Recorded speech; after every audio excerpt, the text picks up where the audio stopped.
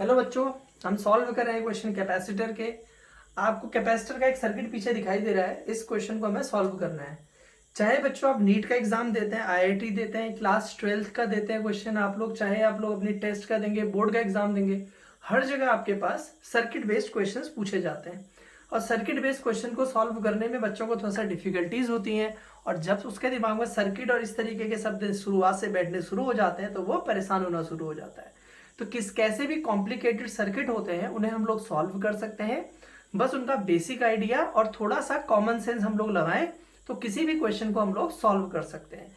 तो उसके लिए आपको क्या करना है, बहुत सारे क्वेश्चंस की प्रैक्टिस करनी है। क्वेश्चंस को स्किप नहीं करना है, आराम से देखते रहना है।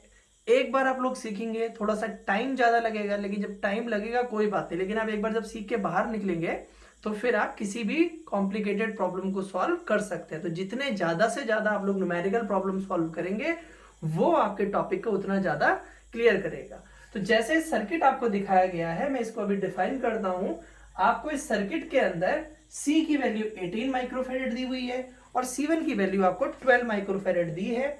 और आपसे पूछा जा रहा है कि फाइंड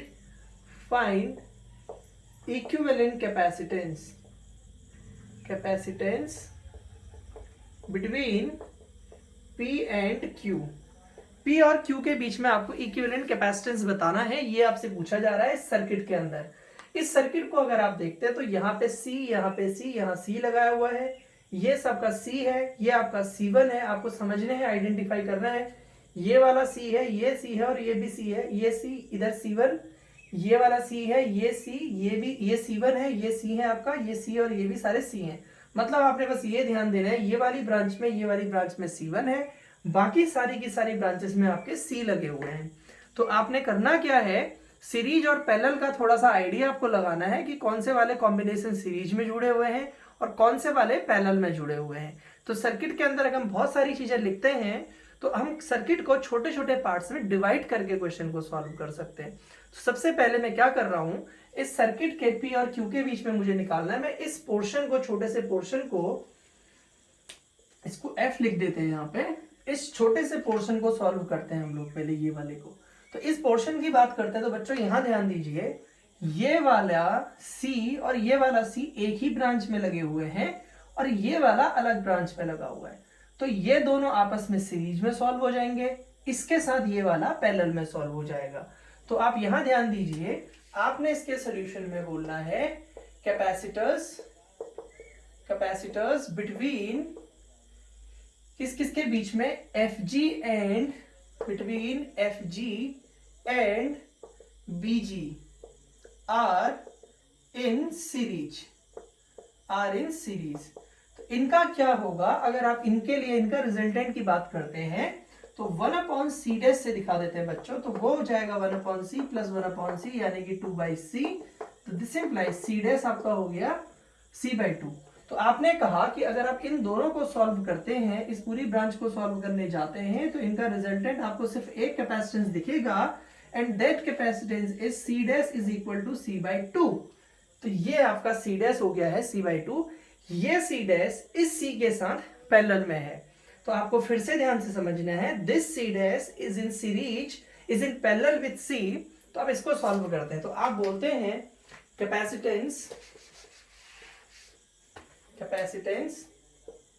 यहां बोल दीजिए ऐसे, कैपेसिटर बिटवीन BF एंड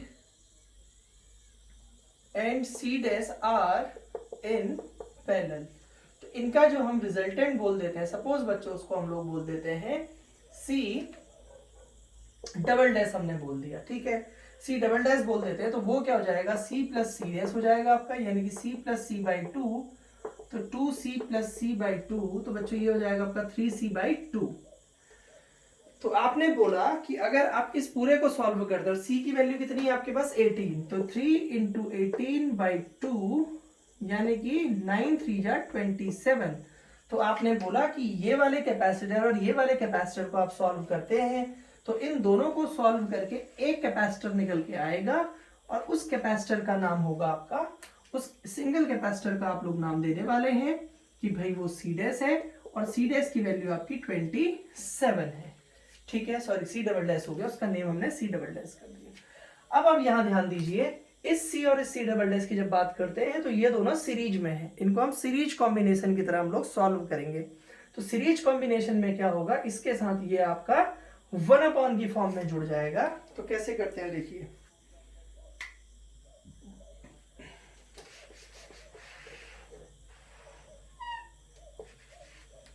आपने बोला, अब देखिए सी की बात कर रहे हैं तो आप थोड़ा सा अंडरस्टूड हो जाएगा ना, C and C double dash are in series, ये दोनों सीरीज में है, तो इनके लिए 1/c ट्रिपल डैश कर दीजिए, 1/c plus 1/c double dash हो जाएगा। बच्चों c की वैल्यू कितनी है, 1/18 प्लस 1/27, 54 इनका एलसीएम हो जाएगा, 18 3 जा हो जाएगा आपका 54 और 27 इंटू 2 54, तो ये आपका आ गया 5/54। अब इसको c ट्रिपल डैश निकालते हैं तो वो आ जाएगा आपका 54/5 आ जाएगा, और 54/5 को अगर आप लोग सॉल्व करते हैं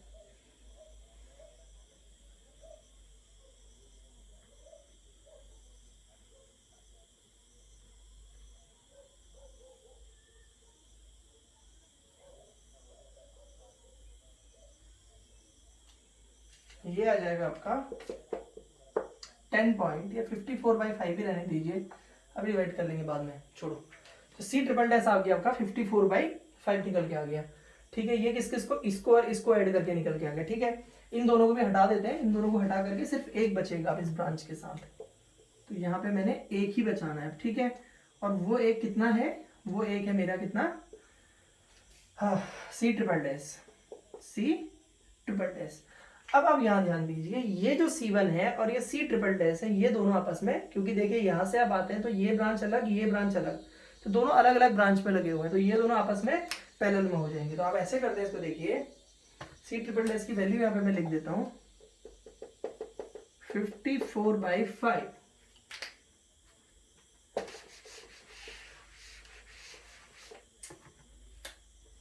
आप बोलते हैं कि C1 across AB and C triple dash R in parallel, ये दोनों पैरेलल में है, तो इनके लिए क्या हो जाएगा, देखिए आपका, अगर आप इसको निकालते हैं, आपने मान लीजिए C, देखो इतने कौन लिखेगा, तो चलिए लिख लेते हैं 1 2 3 4 डैश। ठीक है, इसको आप नाम देंगे तो ये कितना हो जाएगा, पैरेलल में तो डायरेक्ट जोड़ देते हैं हम लोग, तो C1 plus C triple dash हो जाएगा। तो ये कितना हो जाएगा, C1 की वैल्यू कितनी है, 12 प्लस 54/5 हो जाएगा, एलसीएम ले लो, 60 प्लस 54/5 हो जाएगा, तो ये हो जाएगा आपका 1114 सॉरी मीन्स अपॉन 5। इसको डिवाइड कर लेते हैं, 5 2 जा 10 हो गया बच्चों, 1 रह गया तो यहाँ पे 14 हो गया, और आपके पास 5 2 जा कितना होता है, 5 2 जा 10 हो गया, 4 रह गया तो 22.8 आ गया। देखिए अभी 22.8 इसकी वैल्यू निकल गई, लेकिन होता क्या है कि अगर आप इसको 22.8 लेके चलोगे तो फ्रैक्शन आपको बहुत ज़्यादा परेशान कर देगा। 22.8 करके लेंगे तो इसको आप अप्रॉक्स वैल्यू ले लो, 22.8 की जगह आप इसको 23 कर लीजिए। आप थोड़ा ध्यान देंगे, क्योंकि आप हालांकि बहुत एग्जैक्ट आंसर के ऊपर जाएंगे आप लोग तो 22/8 लेके 22.8 लेके चलेंगे, but that will be very difficult in calculation. So what we are doing, we are writing 22.8, we are replacing 22/8 by 23। तो इसको हमने ऐसे बोल दिया कि जो हमारा C1 2 3 4 टाइम्स डैश आ रहा है, this is approximately 22.8, that is approximately equal to 23 microfarad की हम लोग बात कर रहे हैं। तो हमने कहा कि ये वाला और ये वाला भी भाई सॉल्व हो जाएगा। ये सब खत्म हो गए, अब इतने कौन लिखेगा, देखो ये बच गया अब लास्ट में। ठीक है, अब ये वाली ब्रांच बना देते हैं, ये वाली ब्रांच में आपके पास आ गया C1 2 3 4 डैश और ये 22.8 हो गया। ठीक है, अब आपने इसको 2-3 कर लिए हैं, 22.8 की जगह इसको मैंने हटा के 23 कर दिया है। अब आप ध्यान दो, अब इतना ज़्यादा हम लोग लिखेंगे नहीं बार बार क्वेश्चंस में, तो हम पागल हो जाएंगे इधर लिखते लिखते, ये वाला ये है, इसका नामीकरण करते रह जाएंगे। तो ये वाला और ये वाला कैसे हैं, अब सीरीज में है। ठीक है, इसके साथ ये वाला कैसा है, पैरेलल में हो गया। तो इन दोनों को हम लोग कैसे कर लेते हैं, सीरीज में ऐड कर लेते हैं, ठीक है। और इसके साथ इसको हमने पैरेलल में ऐड करना है, ठीक है। तो हम इसको कर लेते हैं, मतलब जो हमारा कैपेसिटेंस निकल के आएगा वो ए ई के अक्रॉस निकलेगा ना, ए और ई वाले के सॉल्व कर रहा है। तो हम लोग ऐसे कर देते हैं, देखिए इसको पहले इन दोनों का आप लोग चलिए देखते हैं क्या होगा। अगर आप करते हैं तो 1 2 3 4 टाइम्स तो डैश हो ही गया, 5 टाइम्स डैश हो जाएगा। तो सी यहाँ पे लिख दूँ 5 डैश, मुझे इतना लिखने में दर्द हो रहा, कौन लिखेगा C4 बार डैश 5 डैश, तो 5 डैश हो गया, ठीक है, मतलब 5 बार डैश हो गया, ठीक है। तो ये क्या हो जाएगा, C 1 2 3 4 times dash plus 1/c हो जाएगा। तो C की वैल्यू कितनी थी बच्चों, यहाँ से 1/18 प्लस 1/23। इस तरीके से आप इसका एलसीएम ले लेंगे, 1/18 प्लस 1/23। फिर इसको सॉल्व करो और क्या कर सकते हैं, चलिए कोई बात नहीं। इसको आप लोग ले लीजिए 18 इंटू 23, इधर आ जाएगा आपका 23 प्लस 18, इधर हो जाएगा आपका 41/18 इंटू 23। फिर क्या हो जाएगा यहाँ पे, ये हो जाएगा C5 डैश की वैल्यू हो जाएगी, और फिर C5 डैश की वैल्यू निकालेंगे हम लोग, तो वो हो जाएगा 18 इंटू 23/41। तो इन दोनों को सॉल्व कर लिया मैंने, ठीक है। इनके साथ ये वाला पैरेलल में है, तो क्या हो जाएगा, C अक्रॉस किसके across, AE is in parallel with C5 dash, ये इसके साथ पैरेलल में है दिया हमने। तो अब क्या कर देंगे, C ऐसे कर देता हूँ, देखो AE के रिजल्टेंट निकलेगा ना, तो CAE निकल जाएगा बच्चों, CAE कैपेसिटेंस A और E के बीच वाला निकलेगा, वो कितना हो जाएगा आपका, देखिए ये हो जाएगा आपका C5 डैश प्लस आपका C हो जाएगा। तो ये कितना है आपका 18 इंटू 23/41 प्लस वो कितना है C की वैल्यू कितनी है आपकी यहाँ से प्लस 18 हो जाएगा, ठीक है। चलिए इसको सॉल्व करते हैं, अब इसे हमें कैलकुलेट करना है, कर लेंगे कोई दिक्कत नहीं है।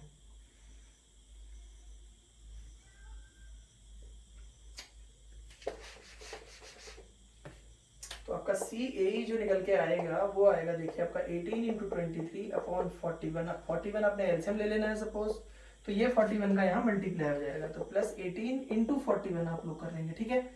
तो यहाँ से 18 मैंने बाहर ले लिया, 23 प्लस 41/41 आप लोग कर लेंगे, ठीक है। तो कितना हो जाएगा,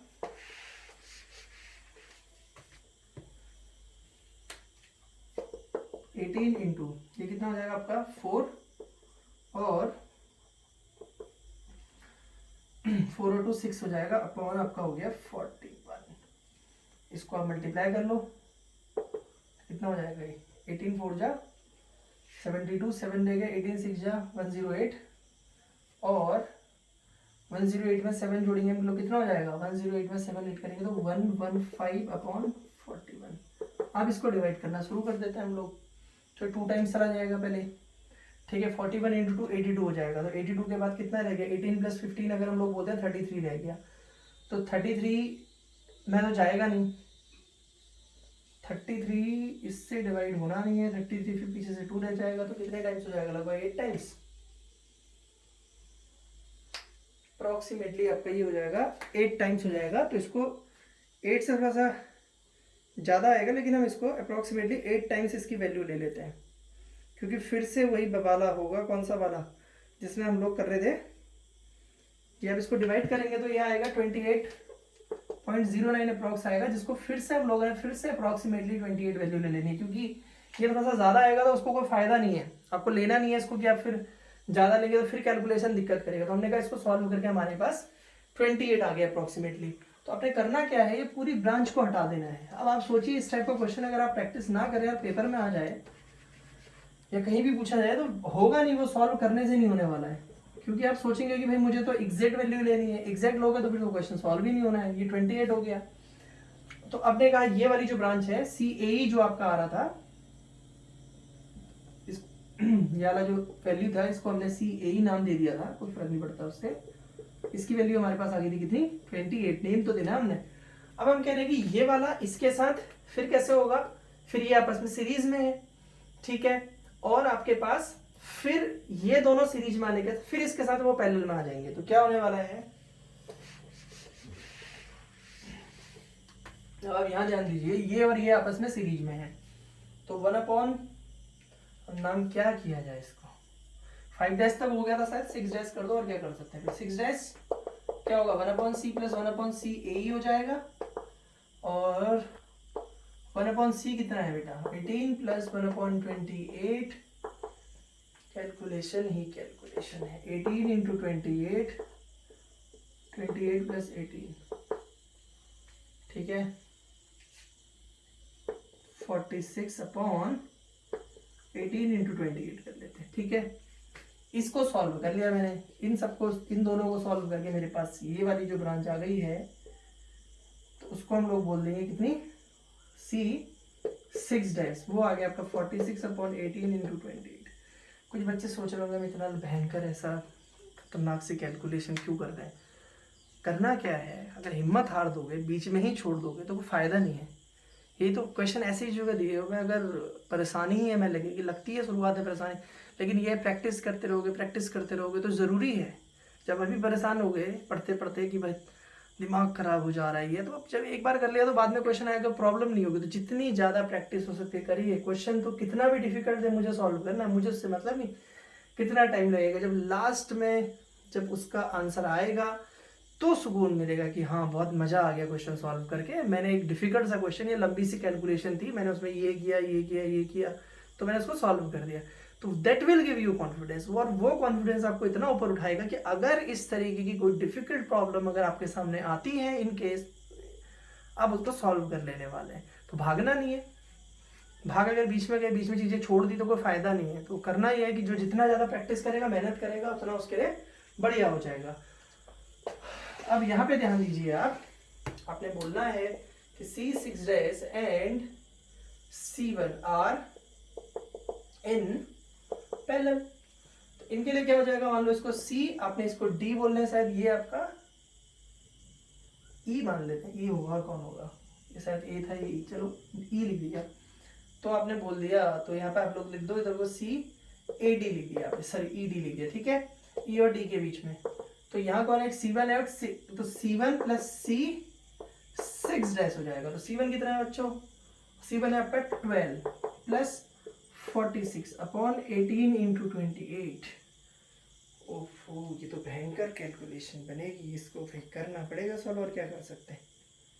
कुछ अब उल्टा तो नहीं लिख दिया।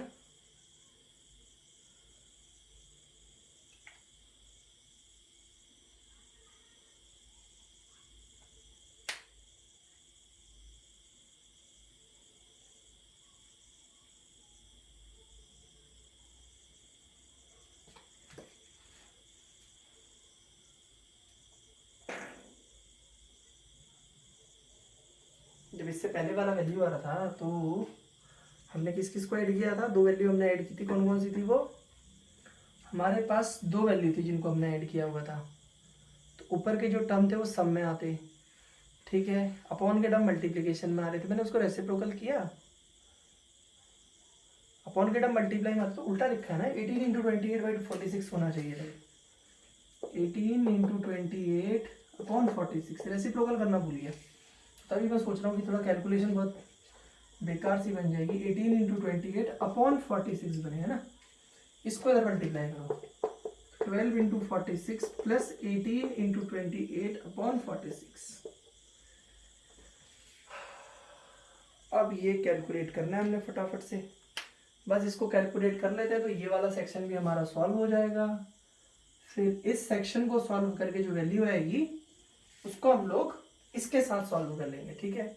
अभी देखो ये पूरा सॉल्व करके एक बनाना है मुझे इसको, तो ये कितना आ जाएगा आपका, इसका कैलकुलेशन हमारा क्या हो सकता है, हम लोग इसको सॉल्व करें तो कुछ कॉमन ले लेते हैं, तो 23 बन जाएगा, उससे आसान हो जाएगा। यहाँ भी अगर मैं 2, तो उससे अच्छा तो इसको ही कैलकुलेट कर लेते हैं, ये ज़्यादा आसान कैलकुलेशन था ना, इसको हम लोग कर लेते कैलकुलेट पहले ही। तो ये आ जाता आपका 2 से 9 टाइम्स, और ये हो जाता है 23, तो 12 प्लस 9 इंटू 28/23। तो ये होता है बच्चों 12 प्लस 9 को जब मल्टीप्लाई करोगे 9 8 जा 72, 2 हो जाएगा, 7 रह गया, और 9 2 जा 18, 18 और 7 कितना होगा 25 अपॉन 23। तो 12 प्लस, अब इसको जब डिवाइड करेंगे तो ये 1 टाइम जाएगा, ठीक है, और फिर यहाँ पे रह गया 2, 2 में आपके पास कितना हो जाएगा ये, जब आप इसको 2 से करेंगे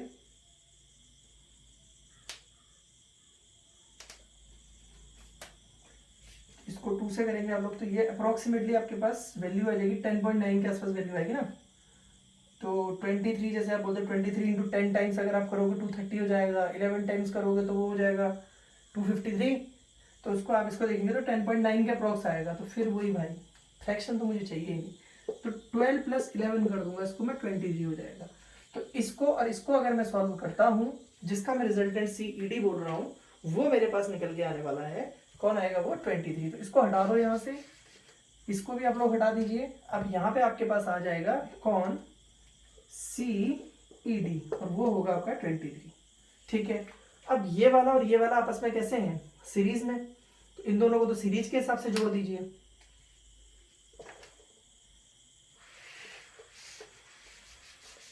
इन दोनों को सीरीज के हिसाब से ऐड करोगे तो कितना हो जाएगा, क्या है कौन कौन है, इनको सीरीज में कर लेते हैं और इसके बाद उसको पैरेलल में कर लेंगे। तो क्या हो जाएगा देखो, 1/c 7 डैश कर देता हूँ, 6 डैश तक हो गया, तो 1/c प्लस 1/c ED मैंने कर दिया बच्चों।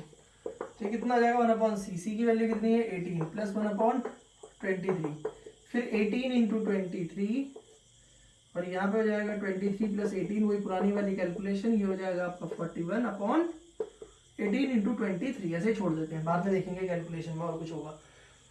तो इनको दोनों को भी सॉल्व कर दिया मैंने, और ये सॉल्व करके मेरे एक ब्रांच बचेगी सिर्फ, और वो ब्रांच कितनी आ जाएगी, उसकी वैल्यू देखो, फिर ये उल्टा हो जाता, तो इसको अभी अपोजिट फिर से करना बोलिए हमें।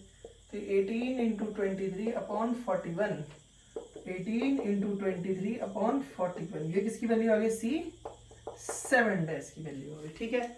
अब क्या करना है देखो, इन दोनों को आपको पैरेलल में कर देना है, ये दोनों आपस में पैरेलल में हो गए, तो C and C7 dash are in parallel, ये दोनों पैरेलल में। तो C, आप किसकी बात करेंगे, अब DQ की बात करेंगे, C DQ की बात करेंगे, तो C प्लस C7 डैश कर लेंगे आप लोग। तो क्या होगा, C की वैल्यू कितनी है आपकी 18 प्लस 18 इंटू 23 अपॉन 41, फिर से वही वाला कैलकुलेशन कर लो, 18 इंटू 41 प्लस 18 इंटू 23 अपॉन 41, ठीक है।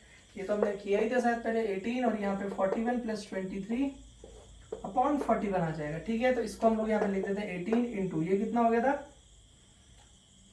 4 हो गया, और ये कितना हो गया था 5 और 2 6, 64 हो गया था, अपॉन आपका हो गया था 41, और इसको मैंने यहाँ पे किया था 23 आ रहा था सॉल्व करके, फिर भी कर लेते हैं कोई दिक्कत नहीं।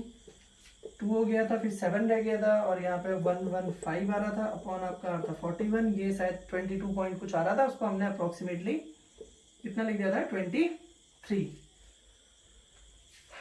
इसको अप्रोक्सीमेटली हमने 23 लिख दिया था। तो अब देखो ये और ये भी सॉल्व करके कितने आ गए 23 आ गए। अब इसको अगर हटाओगे तो एक ही तो ब्रांच बनेगी, ये वाली ब्रांच बनेगी, सिर्फ हट करके एक ही ब्रांच बनानी है आपने, ये बना दी। इसमें कितना आपका आ रहा है CDQ की वैल्यू आ रही है 23। तो अब ये वाला और ये वाला आपस में कैसे हो गए, सीरीज में हो गए। तो आपने कर देना है क्या कि भाई 1/CPQ करोगे ना, रिजल्टेंट निकालना है, तो 1/C प्लस 1/CDQ आप लोग करते हैं। तो 1/C की वैल्यू कितनी है 18 प्लस 1/23, तो 18 इंटू 23, और यहाँ पे 23 प्लस 18 हो जाएगा, तो ये बच्चों 41/18 इंटू 23 हो जाएगा, ठीक है। उल्टा कर देते हैं इसको, CPQ कर देते हैं, तो 18 इंटू 23 अपॉन 41, तो 18 3 जा 54 रह गया 5, 18 2 जा 36, 36 में आप 5 ऐड करोगे तो हो जाएगा आपका 41/41। तो ये हो जाएगा अप्रोक्सीमेटली आपका, डिवाइड करिए इसको,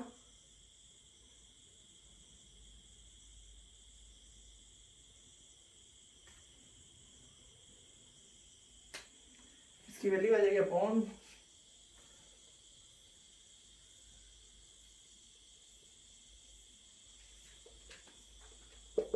10.9 के आसपास आ जाएगा। 10.9 को फिर वही से 11 लिख सकते हैं आप लोग। अप्रोक्सीमेटली 10.9 आएगा, डिवाइड करोगे तो, और 10.41 इंटू 10 कितना होगा, 10.09, ये आ जाएगा आपका 10.09 के आसपास इतना माइक्रोफेरेड। ये आपका बच्चों फाइनल आंसर हो जाएगा। अब इसको अगर आपने वैसे अप्रोक्सीमेटली लिखना है तो ठीक है, आप इसको 10.11 के आसपास लिख सकते हैं, नहीं तो ठीक है, ये वैल्यू आपकी रिजल्टेंट फाइनल में आप लोग लिख रहे हैं 11 के आसपास लिख सकते हैं। बोल रहा हूँ क्योंकि हमने पीछे जो आंसर थे बहुत सारे उसमें चेंजेस किए हुए थे।